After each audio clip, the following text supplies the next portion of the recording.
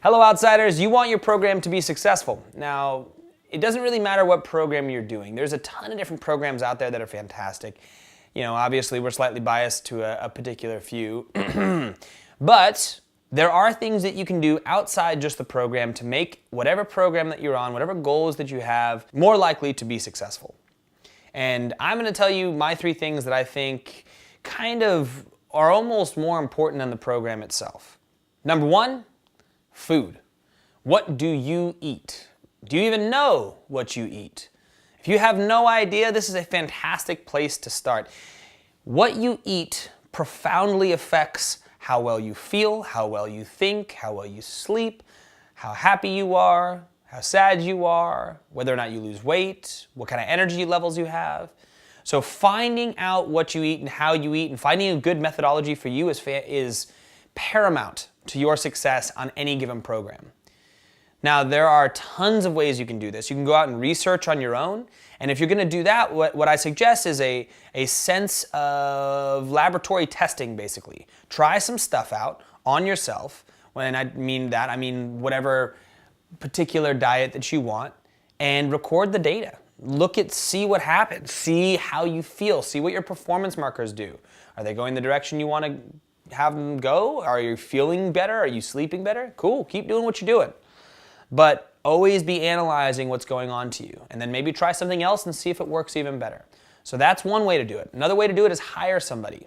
And now there's larger companies that are fantastic, like Working Against Gravity. Some great friends of ours started that and run a fantastic organization where they set you up with a coach and then you work one-on-one and figure out a style of eating that works super well for you, and that level of accountability, checking back in, has been tremendously successful for thousands of people, but you get a little bit more guidance there.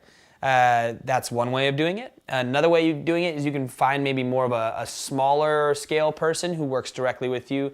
I have a good friend named Laura from Radical Roots, and she does fantastic work in basically building a relationship with food and more of a holistic approach to food.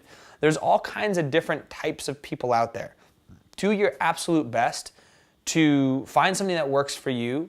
Try some stuff out and really commit to being better in that area. So number 1 is, what are you eating?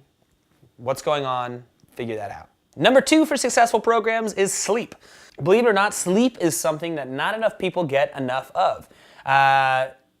More and more studies are coming out that highly stress and support sleep and getting at least 8 hours of sleep a night. I know it seems extreme, but man, if you look at some of the studies that come out supporting the regenerative and restorative and the cognitive benefits and the physical benefits and the coordination benefits and the just happiness and ability to make better decisions, like, it's just the number of things and performance enhancements that you can get simply by sleeping the right amount is insane.